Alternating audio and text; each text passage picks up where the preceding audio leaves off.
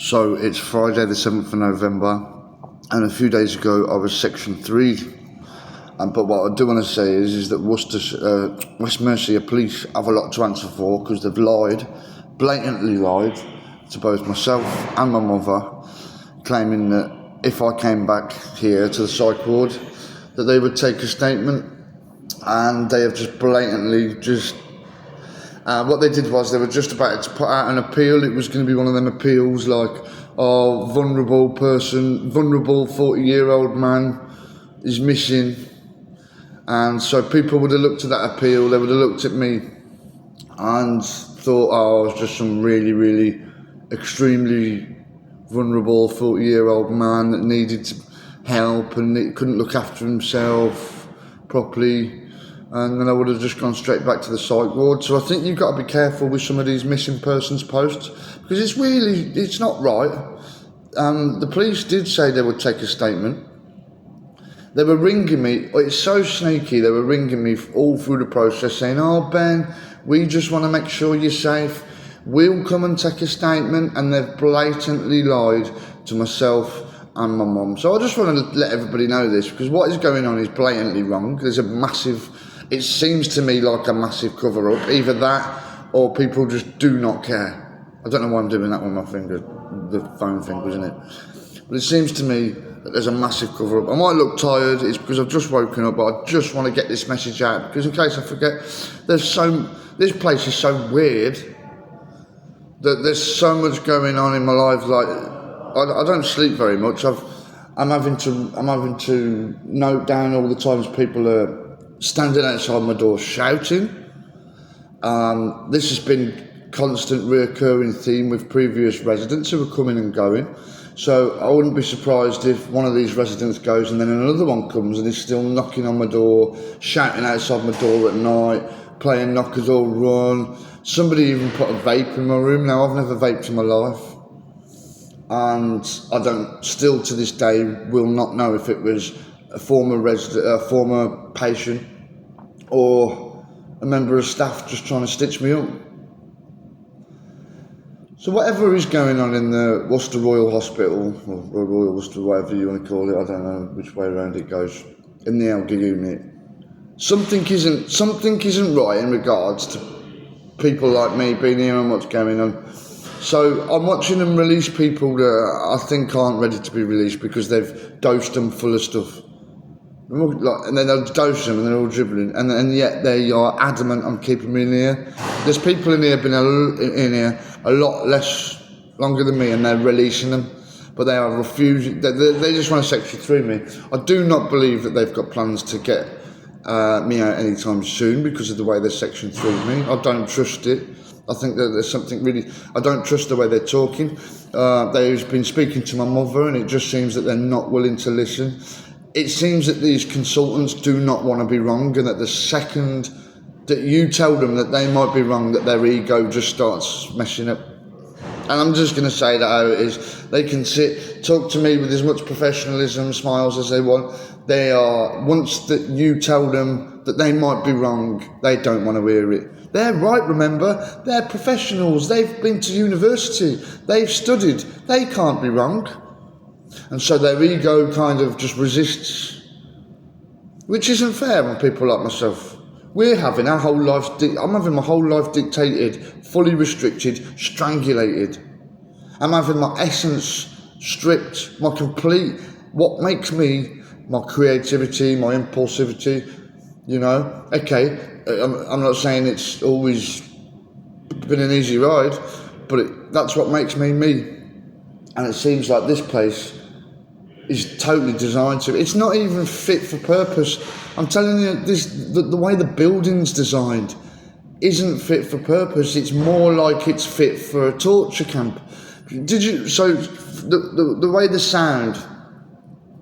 sound operates in this place is, if I've got a speaker in my own room, it's actually louder in the other end of in the big room that's the other end of the hallway. It's actually louder. The acoustics in here aren't designed for therapy.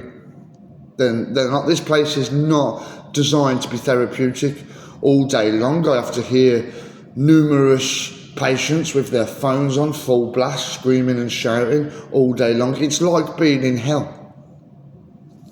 So I just wanted to note that, because I know nobody, I'm not going to get released from here anytime soon, because there's something really fishy going on. And I also want to say it was UCL Hospital in London, University Hospital in London, that referred me to here and got me sectioned. So if anybody understands where I'm going with that, and what could possibly be the reasons that UCL University wanted to keep me locked up after I said I thought I was being experimented on via TikTok and stuff.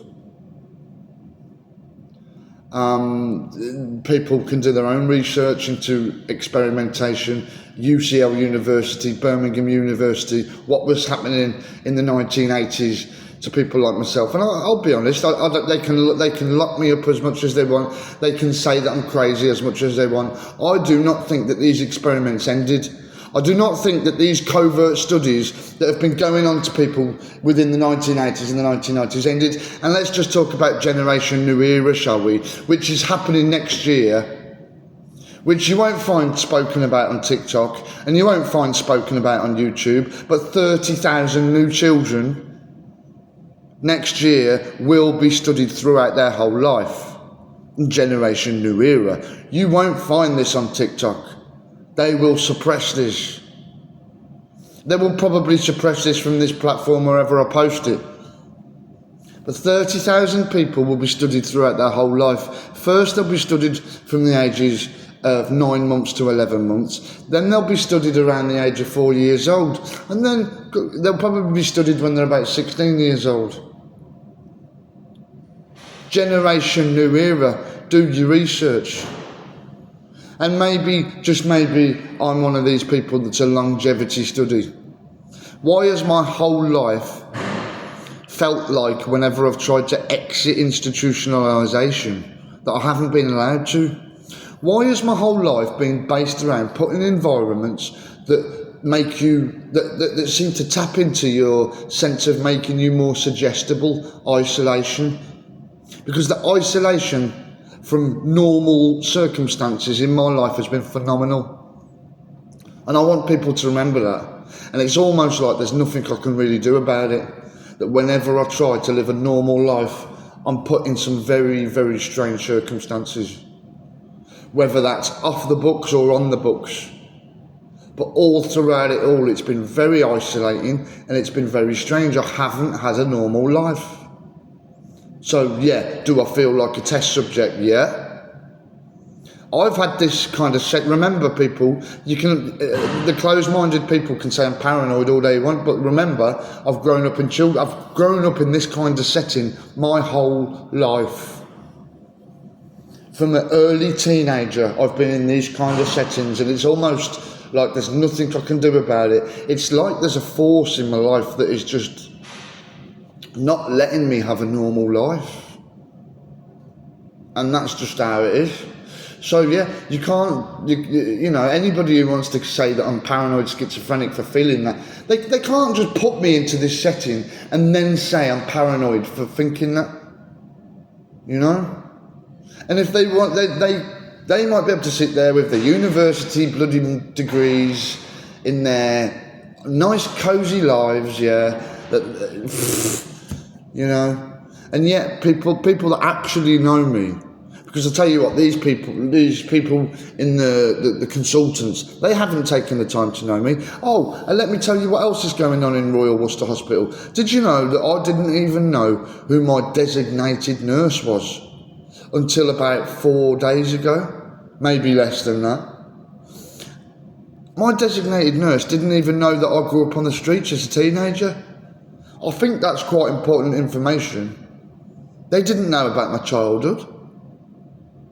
What's going on? I know they're understaffed, but I'm misrepresented, I'm misunderstood, and I'm put into a situation that, quite frankly, I shouldn't be in. Now, you will get comments on YouTube saying, "Oh, look at you, you're paranoid." Don't forget that there probably is invested interest in making me look like a paranoid schizophrenic. But in my own opinion, I think I can articulate myself quite well. I think I can function to the point of it not being a paranoid schizophrenic. Sure, I've got anxiety. Sure, I've got depression. But whatever the heck is going on here in my life isn't right.